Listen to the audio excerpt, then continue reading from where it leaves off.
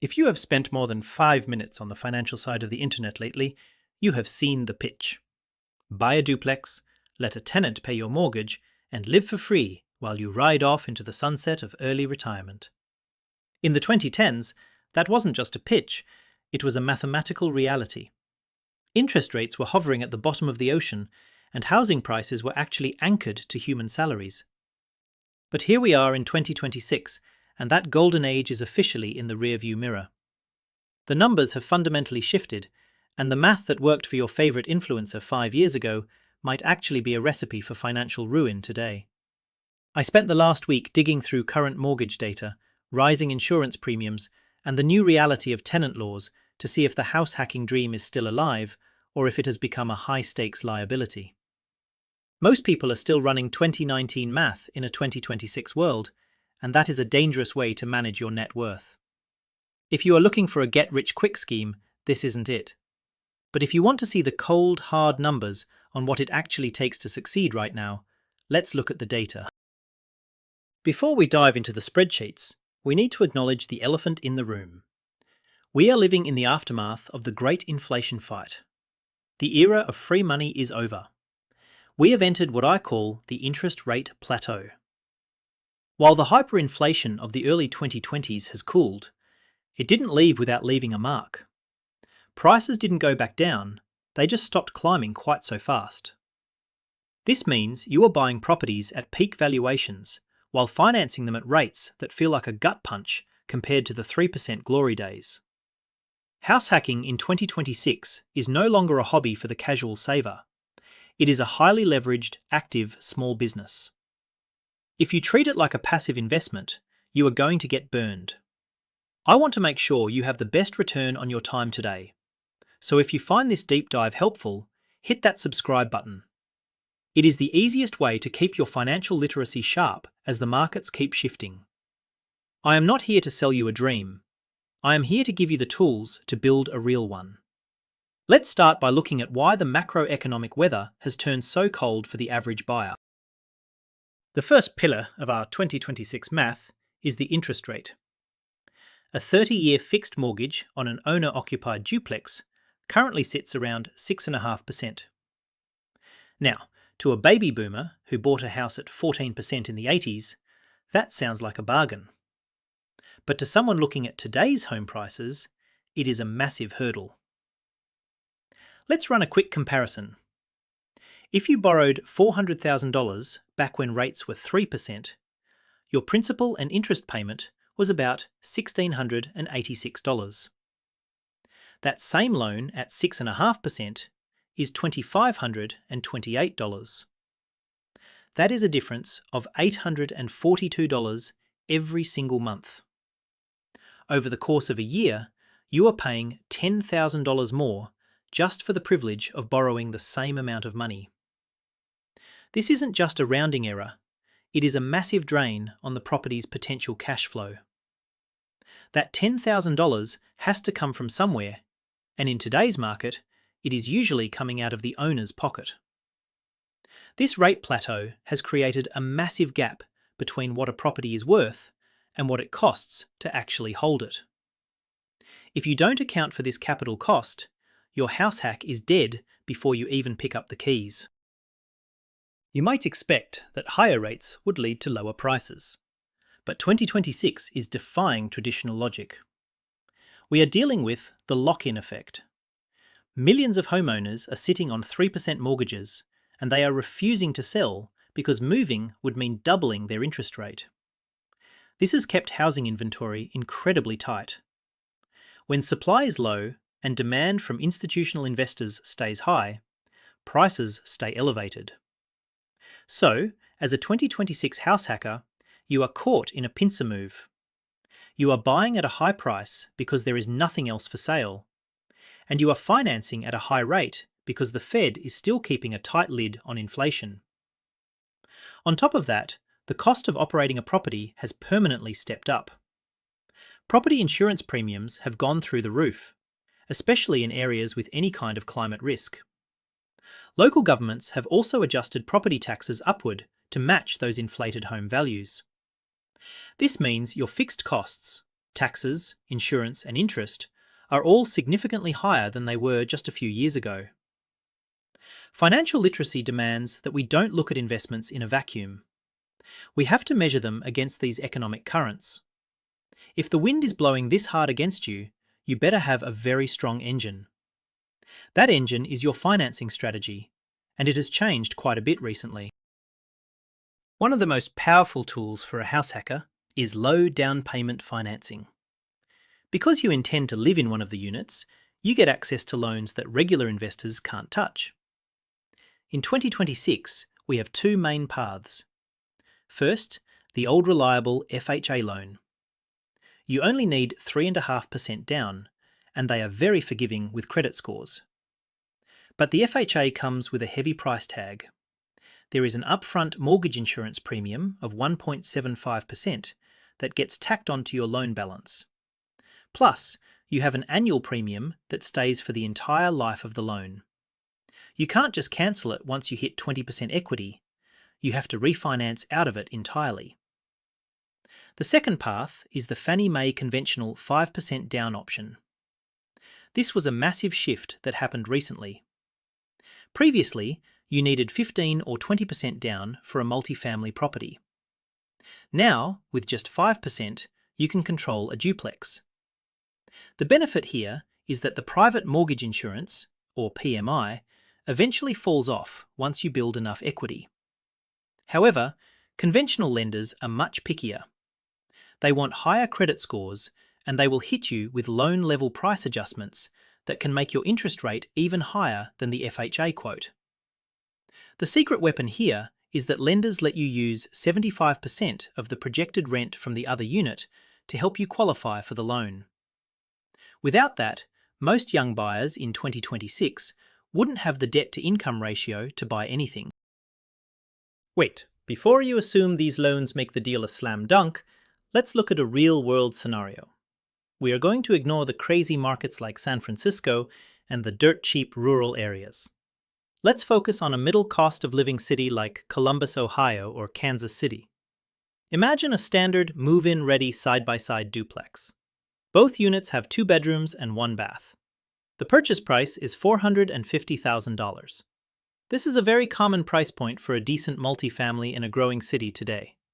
We are going to use that Fannie Mae conventional loan with 5% down at our 6.5% interest rate. On the surface, this looks like a great asset. The market rent for the tenant side is $1,700 a month. If you are a novice investor, you are probably already doing the mental math and thinking you have found a gold mine. You see $1,700 coming in, and you compare it to a mortgage payment you think you can handle. But this is exactly where most people stop, and it is where the most expensive mistakes are made. If you think that $1,700 is all profit, you are about to have a very rude awakening. Most people stop here and lose $50,000 over the next few years. Here is the step they miss. Let's look at what the naive house hacker sees. Your loan amount is $427,000. The principal and interest is $2,702 a month. Add in property taxes at about $560, insurance at $180, and that pesky PMI at $178. Your total monthly payment is $3,622. The beginner looks at that and says, okay, my payment is $3,600, the tenant gives me $1,700, so I am only paying $1,922 a month out of my own pocket. They think, hey, $1,900 for a nice 2-bedroom place that I own? That is basically what I'd pay in rent anyway, but now I'm a mogul. This is a dangerous illusion. That $1,900 only covers the debt and the taxes. It assumes nothing ever breaks. It assumes the tenant always pays on time.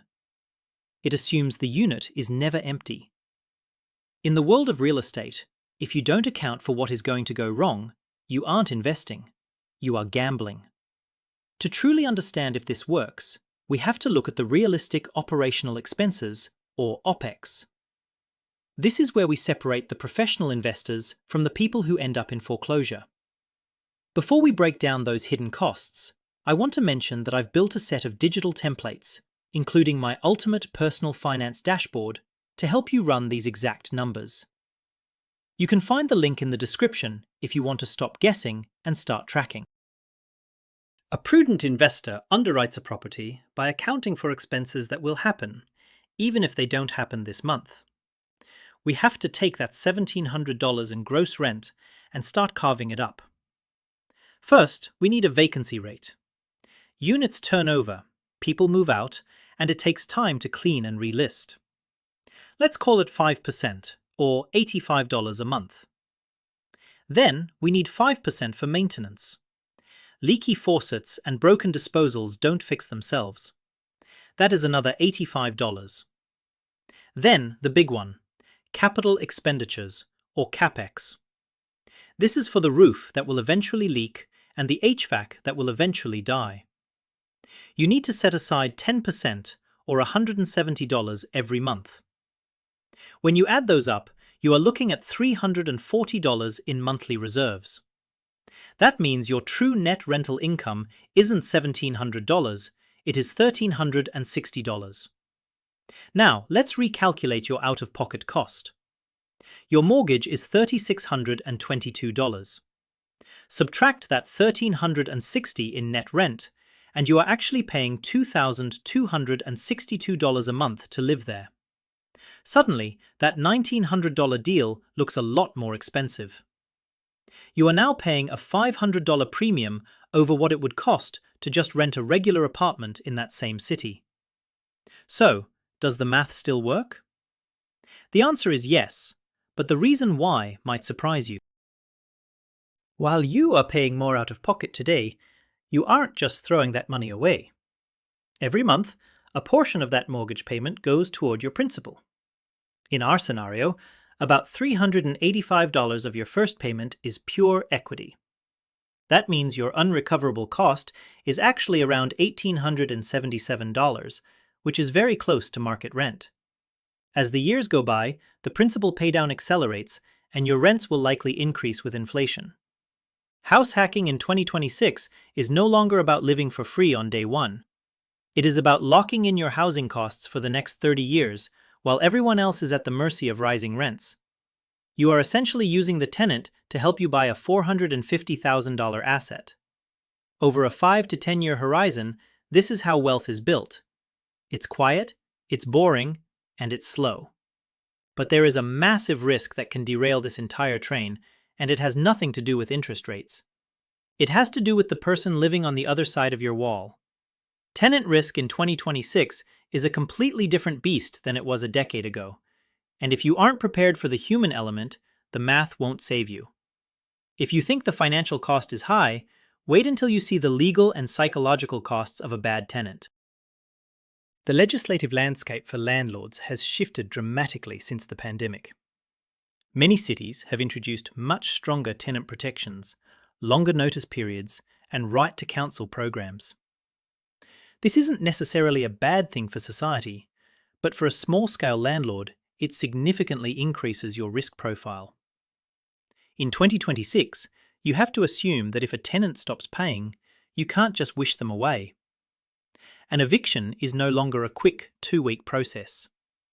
In many states, it can now take 4 to 9 months to legally regain possession of your unit. During that time, you are still responsible for the full mortgage, the taxes, and the insurance. The bank does not care that your tenant lost their job. If you only earn $5,000 a month at your day job, and you suddenly have to cover a $3,600 mortgage by yourself, your debt-to-income ratio hits 72%. That is a financial catastrophe. You are one bad tenant away from being unable to pay your own bills. This is the part the influencers usually gloss over. They talk about passive income while ignoring the fact that you might be sharing a driveway with someone who is actively costing you $2,000 a month and refusing to leave. This proximity creates a level of stress that most people aren't prepared for. Let's look at the actual anatomy of an eviction in 2026. If a tenant defaults on their $1,700 rent, the bleeding starts immediately. You lose the income, obviously. Then you have to hire an attorney because in today's regulated environment, one tiny paperwork error can reset the entire eviction clock. Budget at least $2,000 for legal fees and filing costs. If the process takes 4 months, you have lost $6,800 in rent. When the tenant finally leaves, they are rarely in a mood to clean. You are likely looking at another $3,000 to $5,000 in repairs, painting, and deep cleaning to get the unit back on the market. Total cost? Easily $15,000. This is why financial literacy is about more than just knowing how to use a calculator. It is about risk mitigation. You cannot afford to be a nice landlord who lets things slide. You have to be a professional. That means a strict screening process is your only real defense. You need to see a credit score over 650, verified income that is at least 3 times the rent, and a clean eviction history. If you lower your standards just to fill a vacancy quickly, you are inviting a $15,000 disaster into your life. You have to be willing to leave the unit empty for a month rather than put the wrong person in it. That is a hard pill to swallow when the mortgage is due, but it is the only way to survive. Even if you have the perfect tenant, the building itself is working against you. A duplex is a depreciating structure sitting on appreciating land. Everything in that house has an expiration date. In 2026, the cost of labor and materials has stayed stubbornly high. Replacing a roof on a duplex can easily run you $15,000 to $20,000. A new HVAC system? That is $7,000 to $9,000 per unit. Remember, a duplex has double the risk: 2 kitchens, 2 furnaces, 2 water heaters.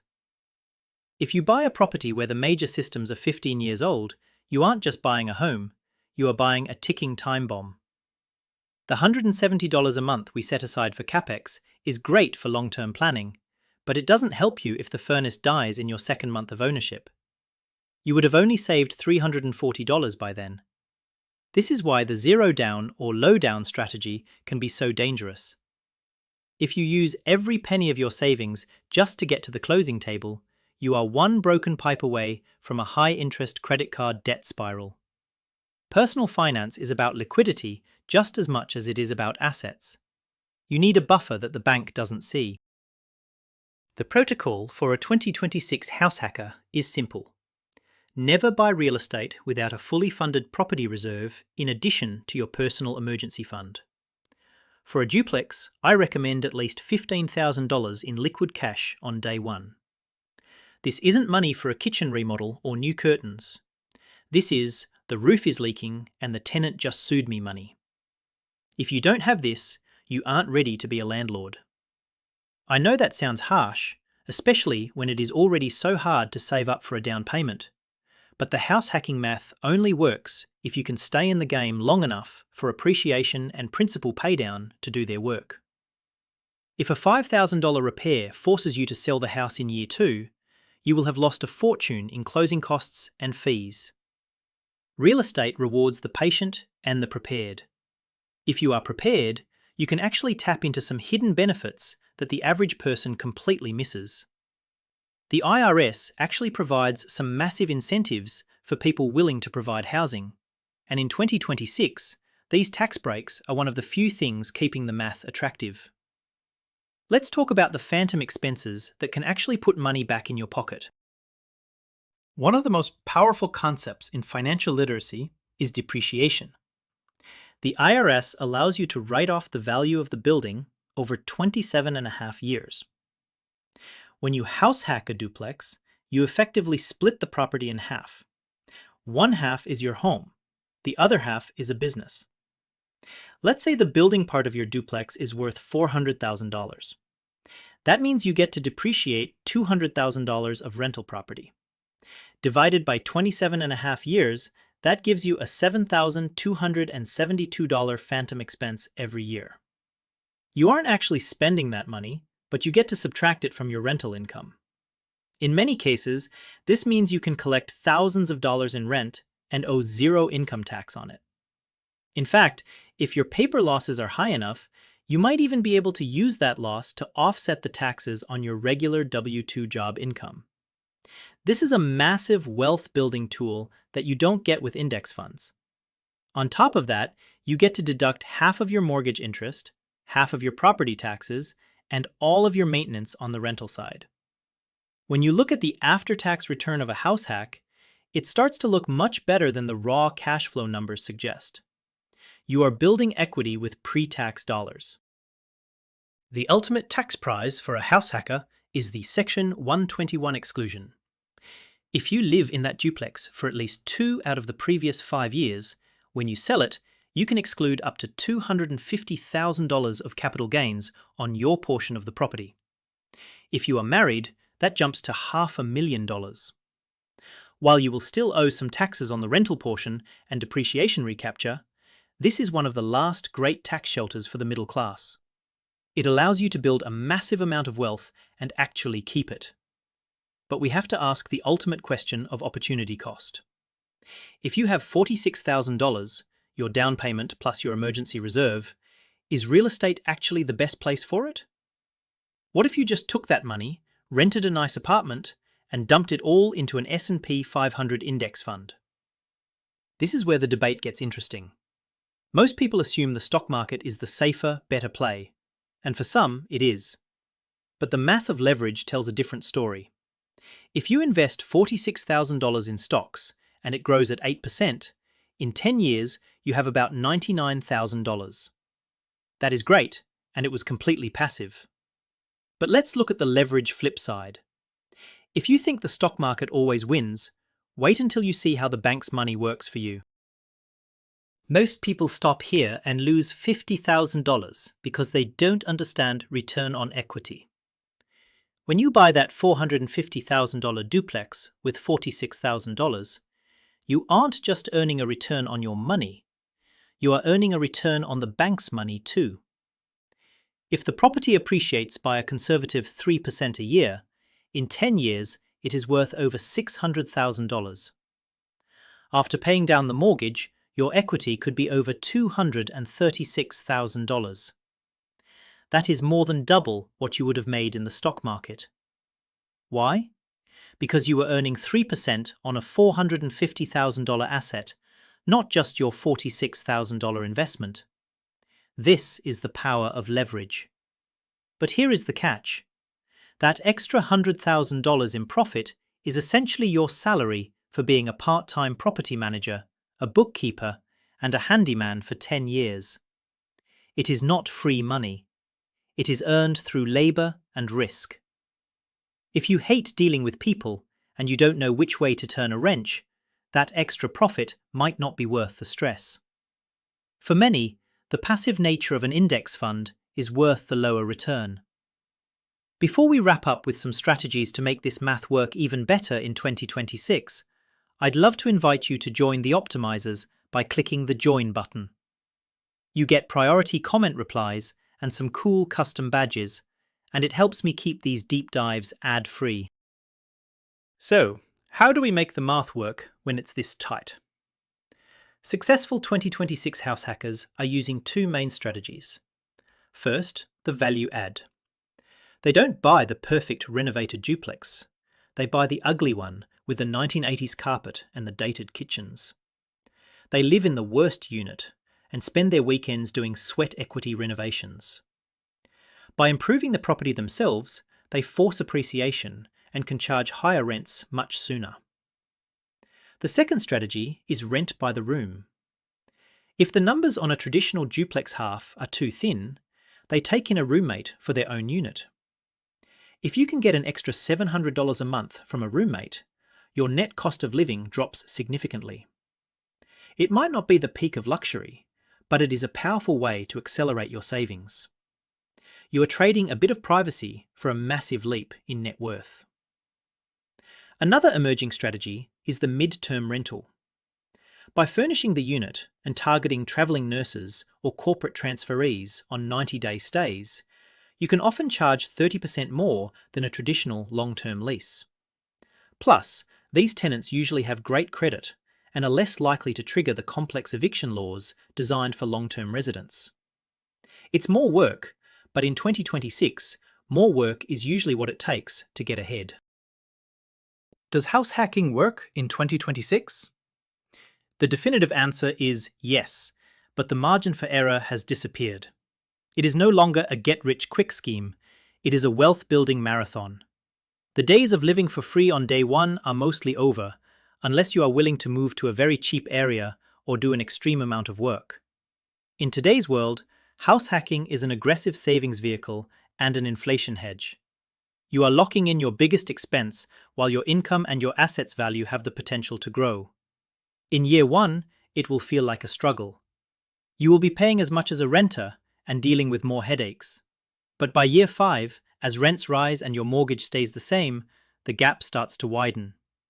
By year 10, you will look back and realize it was the smartest financial move you ever made. But it only works if you respect the math. You have to maintain your reserves, screen your tenants like a hawk, and treat it like a business from day one. If you go in with your eyes open and your spreadsheets ready, you can still win. I'd love to hear your thoughts in the comments. Are you seeing duplexes that actually cash flow in your city, or has the math turned completely south? Let's get some peer review going on these numbers. I'm Tom, and I'll see you in the next one.